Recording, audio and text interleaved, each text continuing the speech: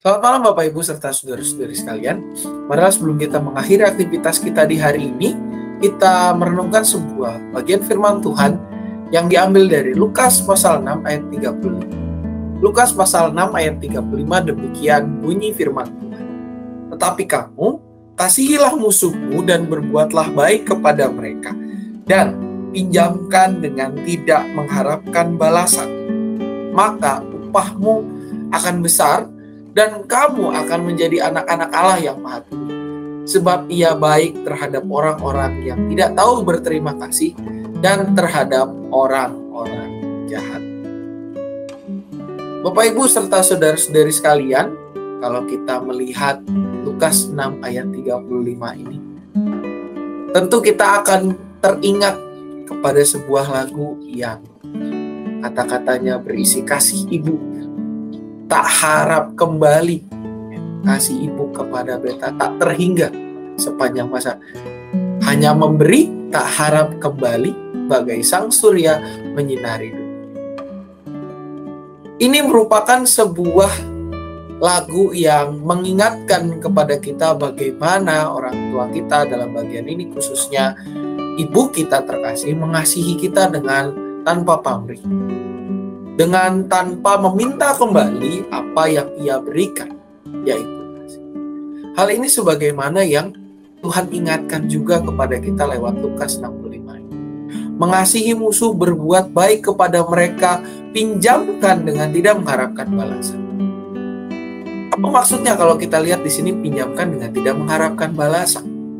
Artinya di sini Bapak Ibu adalah kita diajak untuk mengingat bagaimana Allah mengasihi kita begitu rupa. Memberikan anaknya yang tunggal dengan tidak mengharapkan sesuatu. Ia memberikan kepada kita anaknya yang tunggal agar kita bisa lepas dari segenap dosa-dosa kita. Ia memberikan kepada kita anugerah keselamatan dengan tidak mengharap kembali.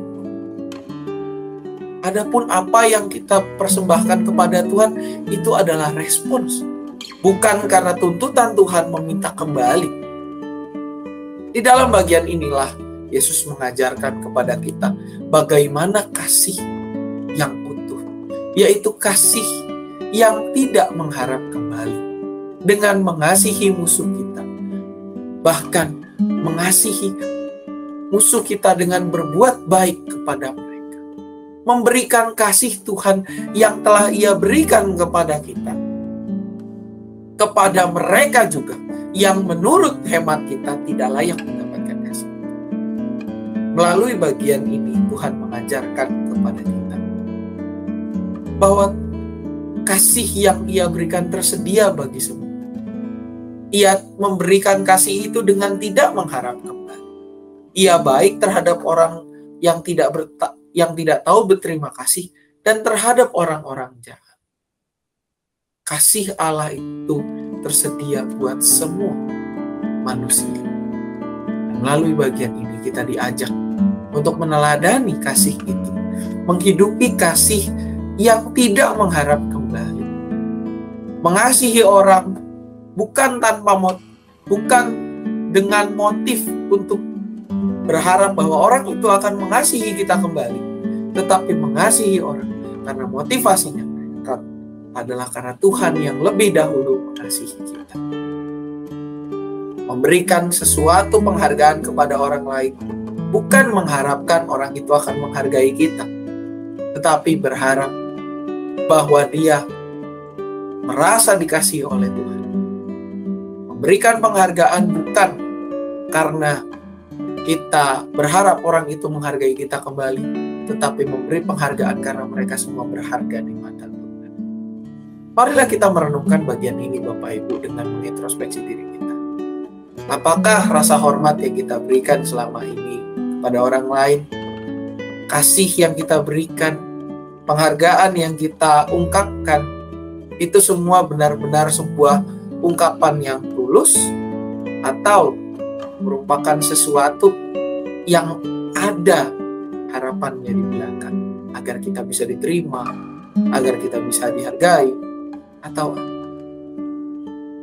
Dan juga marilah kita merenungkan, apakah kita rela meminta balasan dari orang lain ketika Tuhan yang begitu berkuasa memberikan keselamatan kepada kita dengan tidak mengharap balasan.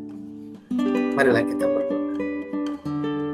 Ya Tuhan, biarlah melalui firman yang kami renungkan pada malam hari ini, kami diajak untuk benar-benar menjadi pelaku kasih yang nyata, membagikan kasih yang telah kami rasakan daripadamu itu dengan tidak mengharap balasan, memberikan penghargaan kepada orang lain, bukan karena kami ingin dihargai, tetapi karena kami melihat bahwa semua orang adalah berharga di matamu ya Bapa.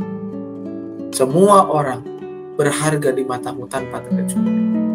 Tuhan, biarlah Engkau yang membentuk kami, menolong kami, agar kami boleh tulus dan ikhlas di dalam mengasihi orang lain, berdoa bagi mereka, khususnya mereka yang menjadi musuh bagi kami atau mereka yang menganiaya kami. Biarlah ya Tuhan, kami menjadi pelaku kasih yang nyata dan menyatakan kasih itu lewat kehidupan keseharian kami. Dalam nama Anak Tuhan Yesus Kristus kami berdoa. Amin.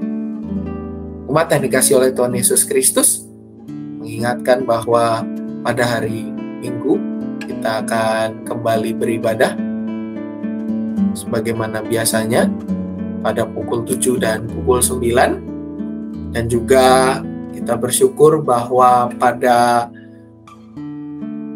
mulai minggu tanggal 3 kemarin juga sekolah minggu untuk kelas Yehezkiel dan juga kelas Musa telah boleh kembali onsite pada pukul 9. Maka marilah kita mendorong anak-anak kita untuk boleh ikut di kelas tersebut.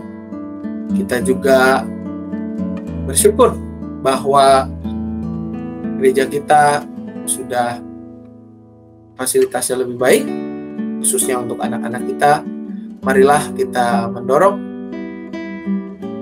kebutuhan untuk melunasi pinjaman ke penabur yang kita pakai untuk perbaikan fasilitas tersebut dengan mengumpulkan persembahan yang mana rekeningnya sudah atas nama GKI Cicurug.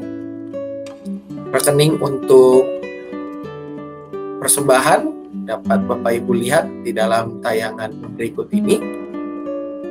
Bagi persembahan untuk berikut ini merupakan persembahan untuk yang persembahan rutin atau persembahan minggu, perpuluhan, dan ini juga rekening yang digunakan. Satu lagi yang ditayangkan sekarang adalah untuk pelunasan ke PH BPK Penabur yang pinjamannya kita gunakan untuk renovasi gedung pelayanan.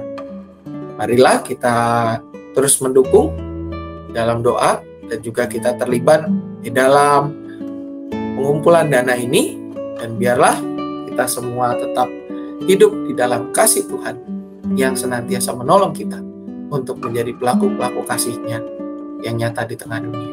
Selamat malam, selamat beristirahat. Tuhan Yesus memberkati.